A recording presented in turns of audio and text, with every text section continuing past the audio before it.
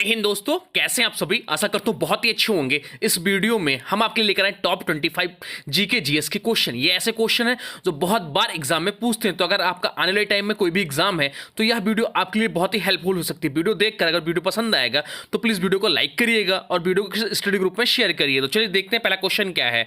पहला क्वेश्चन है, भारतीय संविधान का कौन सा अनुच्छेद राइट टू एजुकेशन यानी शिक्षा के अधिकार से संबंधित है। तो इसका जो राइट आंसर हो जाएगा वो हो जाएगा ऑप्शन सी 21 जो है राइट टू एजुकेशन यानी शिक्षा के अधिकार से संबंधित हो। भारतीय संविधान का अनुच्छेद 21 से राइट टू एजुकेशन यानी शिक्षा के अधिकार से संबंधित है। 2002 में 86वें संविधान संशोधन द्वारा इसे शामिल किया गया और 2009 में इसे लागू किया गया। इसके तहत 6 से 14 वर्ष की आयु के बच्चों को निःशुल्क और अनिवार्य शिक्षा का अधिकार दिया गया। चलते हैं अगले क्वेश्चन की ओर। अगला क्वेश्चन है, भारत का सबसे ऊंचा जलप्रपात कौन सा है। तो भारत का सबसे ऊंचा जलप्रपात जो है कुंचिकल फॉल्स है। कुंचिकल फॉल्स जो है भारत का सबसे ऊंचा जलप्रपात या वाटरफॉल है। भारत का सबसे ऊंचा जलप्रपात कुंचिकल फॉल्स है। इसकी ऊंचाई जो है 455 मीटर यानी कि 1493 फीट है। यह कर्नाटक राज्य में स्थित है। तो आपसे पूछ सकता है कि कुंचिकल फॉल्स किस राज्य में स्थित है, तो कर्नाटक राज्य में स्थित है। इसके बाद बरीपानी फॉल्स जो जिसकी ऊंचाई 340 मीटर, फिकजोग फॉल्स जिसकी ऊंचाई 253 मीटर और दूधसागर फॉल्स इसकी ऊंचाई 310 मीटर रहते हैं। चलते हैं नेक्स्ट क्वेश्चन की ओर। अगला क्वेश्चन है, राजहंस पर्व किस भारतीय राज्य में मनाया जाता है। तो राजहंस पर्व जो है वह आंध्र प्रदेश राज्य में मनाया जाता है। आंध्र प्रदेश राज्य में राजहंस पर्व मनाया जाता है, ध्यान रखिएगा। हर साल राजहंस पर्व को पुलिकट झील और आंध्र प्रदेश के नेल्लोर जिलों में स्थित नेलापट्टू पक्षी अभ्यारण्य पर्यटन को बढ़ावा देने के लिए यह मनाया जाता है। बात यह हो रही आंध्र प्रदेश के बारे में, तो आंध्र प्रदेश की स्थापना हुई थी 1 नवंबर 1956 को। इसकी राजधानी जो है वो है अमरावती। वर्तमान समय में इसके जो राज्यपाल हैं वो एस अब्दुल नजीर है। मुख्यमंत्री की बात करें तो इसके मुख्यमंत्री हैं चंद्रबाबू नायडू। सीटों की बात करें, लोकसभा की 25 सीटें हैं, राज्यसभा की 11 सीटें और विधानसभा की 175 सीटें हैं आंध्र प्रदेश। यह सब भी ध्यान रखिएगा आंध्र प्रदेश के बारे में। चलते हैं अगले क्वेश्चन की ओर। अगला क्वेश्चन है, पुर्तगाल की राजधानी क्या है। तो पुर्तगाल की जो राजधानी वो वियना है। इसका राइट आंसर हो जाएगा ऑप्शन सी, वियना पुर्तगाल की राजधानी है। पुर्तगाल की राजधानी वियना है। अफगानिस्तान की बात करें तो अफगानिस्तान की राजधानी काबुल है। स्वीडन की बात करें तो स्वीडन की राजधानी स्टॉकहोम है। इटली की बात करें तो इटली की राजधानी रोम है। न्यूजीलैंड की राजधानी वेलिंगटन है। ऑस्ट्रेलिया की राजधानी कैनबरा है। फिनलैंड की राजधानी हेलसिंकी है और पाकिस्तान की राजधानी इस्लामाबाद है। यह सब भी राजधानियां ध्यान रखिएगा। चलते हैं नेक्स्ट क्वेश्चन की। अगला क्वेश्चन है, भारत का पहला परमाणु परीक्षण कब और कहां किया गया। तो भारत का पहला परमाणु परीक्षण जो किया गया वो 1974 में पोखरण में किया गया। इसका राइट आंसर हो जाएगा ऑप्शन बी 1974 पोखरण।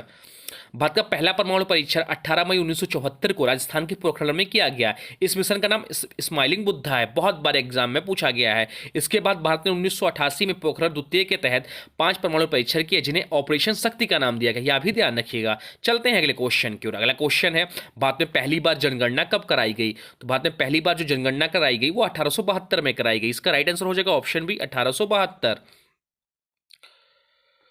भारत में पहली बार जनगणना 1872 में कराई गई थी। भारत में पहली बार जनगणना ब्रिटिश गवर्नर लॉर्ड मेयो के कार्यकाल में 1872 में कराई गई थी। हालांकि यह पूर्ण रूप से संगठित जनगणना नहीं थी। भारत में पहली व्यवस्थित जनगणना 1881 से कराई गई और तब से ही हर 10 साल में जनगणना होती है। चलते हैं अगले क्वेश्चन की। अगला क्वेश्चन है, निम्नलिखित में से कौन सा दर्रा सिक्किम को चीन से जोड़ता है। निम्नलिखित में से कौन सा दर्रा सिक्किम को चीन से जोड़ता है। तो इसका जो राइट आंसर हो जाएगा वो हो जाएगा नाथुला दर्रा। ऑप्शन ए नाथुला दर्रा।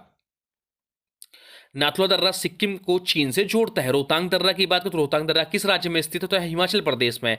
खैबर दर्रा जो है पाकिस्तान को किससे जोड़ता है, तो ये अफगानिस्तान से जोड़ता है। बोमडिला दर्रा किस राज्य में स्थित है, तो बोमडिला दर्रा जो है अरुणाचल प्रदेश में स्थित है। बोलन दर्रा किस राज्य में स्थित है, अगर आपसे एग्जाम में पूछा जाए तो इसका राइट आंसर हो जाएगा पाकिस्तान। दीफू दर्रा कहाँ स्थित है, तो दीफू दर्रा जो अरुणाचल प्रदेश में स्थित है। चलते हैं अगले क्वेश्चन की। अगला क्वेश्चन है, ब्लैक पगोड़ा नाम से कौन सा मंदिर जाना जाता है। तो ब्लैक पगोड़ा के नाम से जिस मंदिर को जाना जाता है वो है कोणार्क सूर्य मंदिर।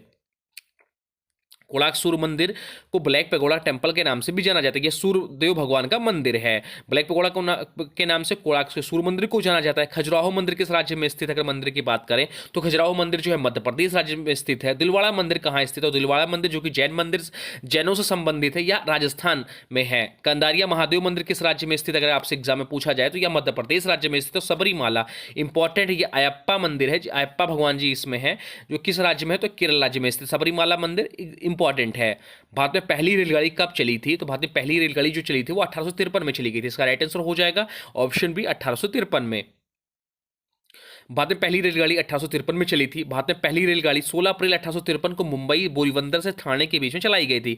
यह रेलगाड़ी 34 किलोमीटर की दूरी तय की थी और इसमें 3 इंजन थे, साहिब, सिंध और सुल्तान जुड़े थे। चलते हैं अगले क्वेश्चन की। अगला क्वेश्चन है, विश्व का सबसे बड़ा महासागर कौन सा है? तो विश्व का सबसे बड़ा महासागर जो है प्रशांत महासागर। इसका राइट आंसर हो जाएगा ऑप्शन बी, प्रशांत महासागर विश्व का सबसे बड़ा महासागर है।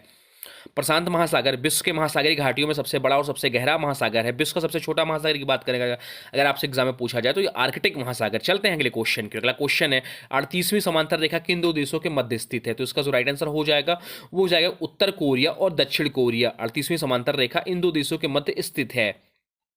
38वीं समांतर रेखा या उत्तर कोरिया तथा दक्षिण कोरिया को दो भागों में बांटती है। अगर बात करें 49वीं समांतर रेखा की, तो 49वीं समांतर रेखा यह उत्तरी अमेरिका तथा कनाडा को दो भागों में बांटती है। रेड क्लिफ रेखा की बात करें तो रेड क्लिफ रेखा यह रेखा भारत और पाकिस्तान के मध्य सीमाओं का निर्धारण करती है। हिडनबर्ग रेखा की बात करें तो यह रेखा जर्मनी और पोलैंड के मध्य स्थित है। और मैकमोहन रेखा की बात करें तो भारत और चीन देश के बीच में यह है। चलते हैं नेक्स्ट क्वेश्चन की। अगला क्वेश्चन है, निम्नलिखित में से कौन सा नृत्य रूप असम से संबंधित है? तो इसका जो राइट आंसर हो जाएगा वो हो जाएगा ऑप्शन बिहू नृत्य। बिहू नृत्य जो है वह असम राज्य से संबंधित है। बिहू नृत्य जो है असम से संबंधित है। राखल लीला की बात करें तो राखल लीला नृत्य जो है वह असम राज्य से संबंधित है। माथुरी लोक नृत्य यह तेलंगाना में प्रचलित है, तो यह बहुत इंपॉर्टेंट है माथुरी लोक नृत्य। मिजोरम के पारंपरिक बास नृत्य को क्या कहा जाता है? तो मिजोरम के पारंपरिक बास नृत्य को चेराओ नृत्य कहा जाता है, ध्यान रखिएगा। चलते हैं नेक्स्ट क्वेश्चन की। अगला क्वेश्चन है, कथक नृत्य के प्रतिपादक बिरजू महाराज निम्नलिखित में से किस घराने से संबंधित है? तो इसका जो राइट आंसर हो जाएगा वो हो जाएगा ऑप्शन सी, लखनऊ घराना से। बिरजू महाराज जिनका संबंध लखनऊ घराना से है। कथक नृत्य के प्रतिपादक बिरजू महाराज लखनऊ घराने से संबंधित है। अगर बात है किराना घराने के, तो किराना घराने के संस्थापक जो थे अब्दुल करीम खान थे। जयपुर घराना की बात करें तो जयपुर घराना किस तरह के संगीत के लिए प्रसिद्ध था? तो ख्याल संगीत के लिए प्रसिद्ध था। पंडित जसराज जो है वह हिंदुस्तानी घराने से संबंधित है। आगरा घराने के जो जमींदार थे वो तानसेन के दामाद हाजी सुजान साहब थे।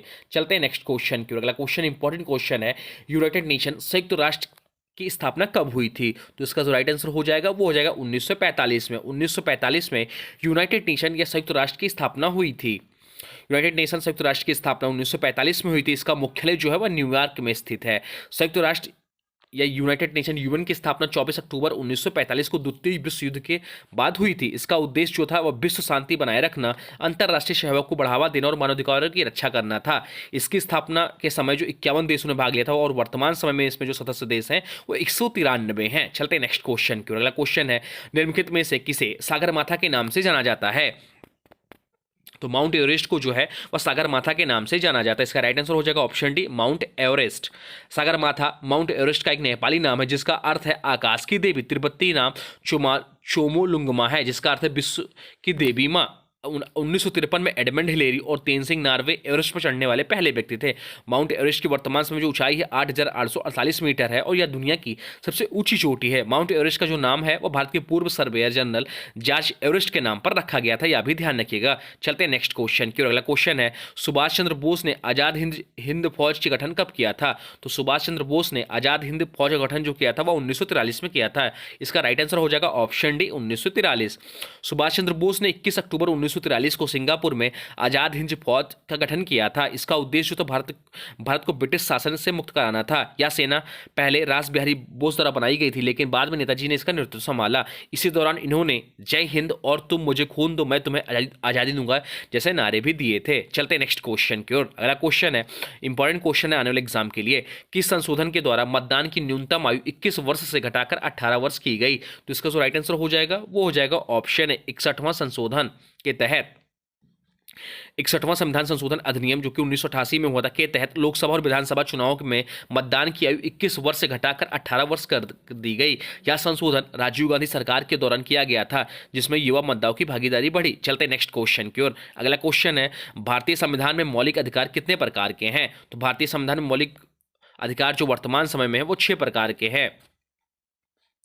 भारतीय संविधान में मौलिक अधिकार 6 प्रकार के हैं। भारतीय संविधान में शुरू में 7 मौलिक अधिकार थे लेकिन 44वें संविधान संशोधन 1978 के बाद संपत्ति का अधिकार अनुच्छेद 21 को हटा दिया गया और अब 6 मौलिक अधिकार है। ये 6 मौलिक अधिकार है। समता का अधिकार जो कि अनुच्छेद 14 से 18 है। दूसरा स्वतंत्रता का अधिकार अनुच्छेद 19 से 22 संबंधित है। शोषण के विरुद्ध अधिकार अनुच्छेद 23, 24 संबंधित है। धार्मिक स्वतंत्रता का अधिकार अनुच्छेद 25, 28 संबंधित है। 25 से 28 संस्कृति और शिक्षा का अधिकार अनुच्छेद 29 से 30 संबंधित है, और संवैधानिक उपचारों का अधिकार यह अनुच्छेद 32 है इसके लिए। नेक्स्ट क्वेश्चन है, भारत का संविधान कितने साल की मेहनत के बाद तैयार हुआ था? तो इसका जो राइट आंसर हो जाएगा वो हो जाएगा ऑप्शन ए, 2 साल 11 महीने 18 दिन लगा था भारत का संविधान निर्माण होने में। भारत का संविधान 2 साल 11 महीने 18 दिन साल की मेहनत के बाद तैयार हुआ था। संविधान सभा का जो गठन हुआ था वह 9 दिसंबर 1946 को हुआ था। बहुत बड़े एग्जाम में पूछा गया है। और जो इसको अपनाया गया था, संविधान को अंगीकार जो किया था वो 26 नवंबर 1949 को किया गया था, या 26 जनवरी 1950 को लागू हुआ था, जिसे हम गणतंत्र दिवस के रूप में मनाते हैं। और भारत का संविधान जो है दुनिया का सबसे बड़ा लिखित संविधान है। चलते हैं नेक्स्ट क्वेश्चन की। अगला क्वेश्चन है, अपने 100वें अंतर्राष्ट्रीय टेस्ट में दोहरा शतक लगाने वाले पहले बल्लेबाज कौन बन गए हैं? तो इसका जो राइट आंसर हो जाएगा वो हो जाएगा ऑप्शन डी, जो रूट ऐसे पहले खिलाड़ी बने हैं जो अपने 100वें अंतर्राष्ट्रीय टेस्ट मैच में दोहरा शतक लगाया है। जो रूट अपने 100वें अंतर्राष्ट्रीय टेस्ट में दोहरा शतक लगाने वाले पहले बल्लेबाज हैं।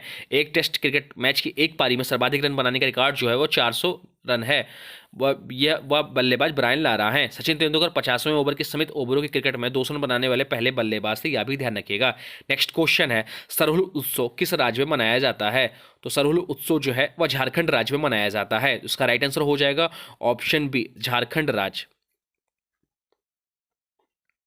इसका राइट आंसर हो जाएगा झारखंड।